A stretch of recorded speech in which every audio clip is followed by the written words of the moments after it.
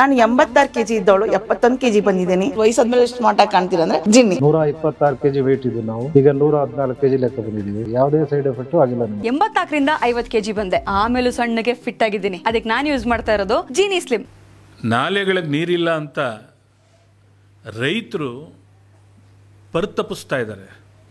ನಾನೊಬ್ಬ ಮಾಜಿ ಶಾಸಕ. ನನಗೆ ದಿನ ಬೆಳಗ್ಗೆ ಎದ್ದರೆ 40 ರಿಂದ 50 ಫೋನ್ ನಾನು ರಿಸೀವ್ ಮಾಡ್ತಾ ಇದ್ದೀನಿ ರೈತರದು. ಅವ್ರು ಯಾವ ಪಾರ್ಟಿಗೆ ಸೇರಿದವರಲ್ಲ, ಯಾವ ಕಾರ್ಯಕರ್ತರು ಅಲ್ಲ, ಜನ ನಂಬರ್ಗಳು ತಗೊಂಡು ಮಾಡ್ತಾ ಇದ್ದಾರೆ.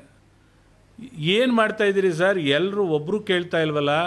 ನಮ್ಮ ನಾಲೆಗಳಿಗೆ ನೀರು ಬಿಟ್ಟಿಲ್ಲ, ಕಬ್ಬು ಒಣಗೋಗ್ತಾ ಇದೆ, ಭತ್ತ ಈ ಥರ ಅಧ್ವಾನ ಆಯಿತು, ತೆಂಗು ಮೊದಲೇ ಅದು ಹೋಗಿದೆ, ಬೆಳೆ ಹೋಗಿದೆ, ತುಂಬ ಕ್ರಾಪ್ ಕಮ್ಮಿ ಇದೆ, ಅಡಿಕೆ ಗಿಡಗಳು ತುಂಬ ನಿಂತಿದೆ, ನೀರಿಲ್ಲ, ಒಣಗ್ತಾ ಇದೆ.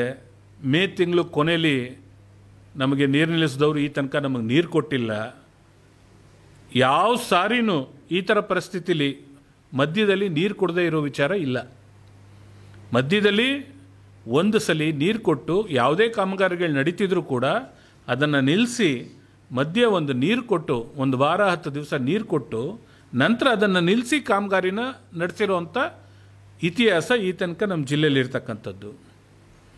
ಅದೇನು ಆಶ್ಚರ್ಯನೋ ಈ ಸಲ ರೈತರ ಪರವಾಗಿ ಇಲ್ಲಿ ಕೃಷಿ ಸಚಿವರೇ ನಿಲ್ಲಿಲ್ಲ.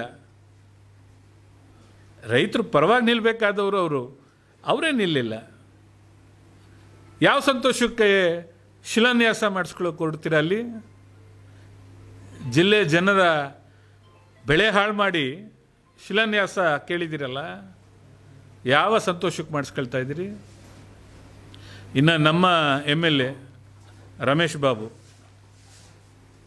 ಅವರು ಯಾರೋ ಮಾಧ್ಯಮದವರು ನಮ್ಮ ಸ್ನೇಹಿತರು ಕೇಳಿದಾಗ ರೈತರು ಕೇಳ್ತಾ ಇದ್ದಾರೆ, ನೀರು ಕೇಳ್ತಾ ಇದ್ದಾರೆ ಅಂತ ಮಾಧ್ಯಮದವ್ರು ಕೇಳಿದಾಗ ರೈತರಿಗೇನು ಕೆಲಸ ಇಲ್ವಾ ಅಂದರು.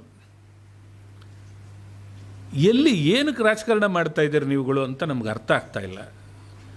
ಅರೆ ನಾವೆಲ್ಲ ಮಂಡ್ಯ ಜಿಲ್ಲೆ ರೈತರೇ ಭಾಳ ದೊಡ್ಡ ಪ್ರಮಾಣದಲ್ಲಿ ಇರ್ತಕ್ಕಂಥವ್ರು.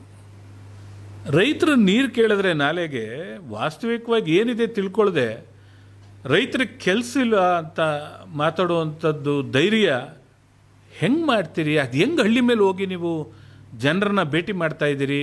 ನನಗೆ ಅರ್ಥ ಆಗ್ತಾ ಇಲ್ಲ. ಜನರ ಸಮಸ್ಯೆಗಳನ್ನ ನಿಭಾಯಿಸಬೇಕಾದಂಥ ನೀವುಗಳು ಜನರ ಬಗ್ಗೆ ಇಷ್ಟು ಕೇವಲವಾಗಿ ಮಾತಾಡೋದಾದರೆ ಅವ್ರಿಗೆ ಕೆಲಸ ಇಲ್ವಾ, ನಾನು ಒಬ್ಬ ರೈತ ಅಲ್ವಾ, ನನಗೆ ಗೊತ್ತಿಲ್ವಾ ನೀರು? ಹೌದಾ? ಯಾರಾದ್ರೂ ಮೇ ತಿಂಗಳ ನೀರು ನಿಲ್ಲಿಸ್ಬಿಟ್ಟು ಇವತ್ತು ತನಕ ನೀರು ಕೊಡದೇ ಇರೋದು ಒಪ್ಪುವಂಥದ್ದ? ಯಾವ ಕಾಲದಲ್ಲಿ ಕೊಟ್ಟಿತ್ತು ಅಂತ ಬೇರೆ ಕೇಳಿದ್ರು ಅವರು. ತೆಗೆದು ನೋಡಲಿ ದಾಖಲೆಗಳನ್ನ. ಅಟ್ಲೀಸ್ಟ್ ಮಧ್ಯದಲ್ಲಿ ಒಂದು ನೀರು ಕೊಟ್ಟಿದ್ರೆ ಎಷ್ಟು ಭತ್ತ ಇಳುವರಿ ಜಾಸ್ತಿ ಆಗಿರೋದು, ಕಬ್ಬು ಉಳಿದಿರೋದು. ಇವತ್ತು ನಮ್ಮಲ್ಲಿ ಶುಗರ್ ಫ್ಯಾಕ್ಟ್ರಿಗಳಿದೆ.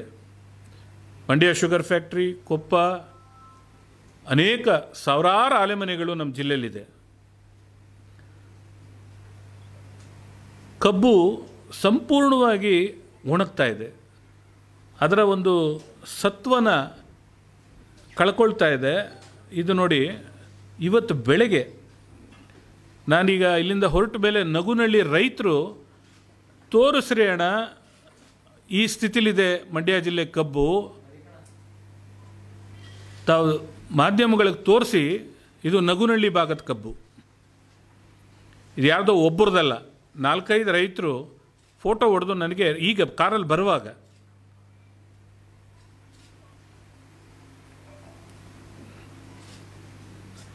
ನಾನು ಇದನ್ನು ನಿಮಗೆ ಕೊಡ್ತೀನಿ, ತಾವು ಕ್ಲೋಸಪ್ ಮಾಡ್ಕೊಳ್ಳಿ, ಇದು ಹಾಕಿ. ಯಾಕೆಂದರೆ ನಾವು ರೈತರಿಗೆ ಹೋಗಲಿ, ನೀರು ಇಲ್ದಿದ್ರೆ ಬೇಡ, ನೀರಿದ್ದು ಕೂಡ ಒಬ್ಬ ಕಾಂಟ್ರಾಕ್ಟ್ರಿಗೋಸ್ಕರ ನಿಮ್ಮ ರಾಜಕೀಯದ ಒಂದು ಉಳಿವಿಗೋಸ್ಕರ ನೀವು ಇಡೀ ಜಿಲ್ಲೆ ರೈತರನ್ನ ಬಲಿ ಕೊಡ್ತೀರಾ ಅನ್ನೋದಾದರೆ ಇದು ಈ ಸರ್ಕಾರಕ್ಕೆ ನಾಚಿಕೆಡ್ತಾನೆ. ಇದು ನಾನು ಫೋಟೋ ತೋರಿಸ್ತಾ ಇರೋದು ನಗುನಳ್ಳಿ ಭಾಗದ್ದು. ಇನ್ನು ನಮ್ಮ ದರ್ಸ್ಕುಪ್ಪೆ ಭಾಗ, ನೆಲಮನೆ ಭಾಗ, ನೆಲಮನೆ ಕಂಪ್ಲೀಟ್ ಕಬ್ಬುಗಳು ಒಣಗ್ತಾ ಇವೆ. ನಾನು ಹೇಳ್ತಾ ಇರೋದು ಇಮಿಡಿಯೇಟ್ ಡ್ಯಾಮಿಂದ ಇಮಿಡಿಯೇಟ್ ಸಿಕ್ಕೋ ಜಾಗಗಳಿಗೆ ನಾನು ಮಾತಾಡ್ತಾ ಇದ್ದೀನಿ, ನನ್ನ ಕಾನ್ಸ್ಟಿಟ್ಯೂಯೆನ್ಸಿದು. ಇನ್ನು ಕೊತ್ತತ್ತಿ ಭಾಗದಲ್ಲಿ ಮತ್ತು ಕೊತ್ತತ್ತಿ 2ನೇ ಭಾಗ ತಗ್ಗಳ್ಳಿ ಭಾಗದಲ್ಲಿ ಜನರ ಪರಿಸ್ಥಿತಿ ಹೇಳ್ತೀರ್ದಾಗಿದೆ. ನೀರಿಲ್ಲದೆ ತೆಂಗು ಒಣಗೋಗ್ತಾ ಇದೆ, ಅಡಿಕೆ ಒಣಗೋಗ್ತಾ ಇದೆ. ನನ್ನ ಕ್ಷೇತ್ರದಲ್ಲಿ ಕನ್ನಂಬಾಡಿ ಕಟ್ಟೆ ಇಟ್ಕೊಂಡು ಈ ಸ್ಥಿತಿ ಆದರೆ ಇನ್ನು ಮುಂದಕ್ಕಿರ್ತಕ್ಕಂಥ ಮದ್ದೂರಿನ ಶಾಸಕರು ಏನು ಮಾಡ್ತಾ ಇದ್ದಾರೋ, ಮಳವಳ್ಳಿ ಶಾಸಕರು ಅದೇನು ಮಾಡ್ತಾ ಇದ್ದಾರೋ ಅದೇನು ಆಶ್ಚರ್ಯ ನನಗೆ. ಇವ್ರು ಯಾರು ಈ ರೈತಾಪಿ ವರ್ಗದ ಪರಿಸ್ಥಿತಿಗಳನ್ನ ಕೇಳೋಕ್ಕೆ ರೆಡಿ ಇಲ್ಲ ಅನಿಸುತ್ತೆ. ಇದು ಹತ್ರದಲ್ಲಿ ಕ್ಲೋಸಪ್ ಮಾಡಿದ್ದಾರೆ. ರೈತಾಪಿ ವರ್ಗದ ಜನದ ಅಭಿಪ್ರಾಯಗಳು ಇವರು ತಿಳ್ಕೊಂಡಿಲ್ಲ.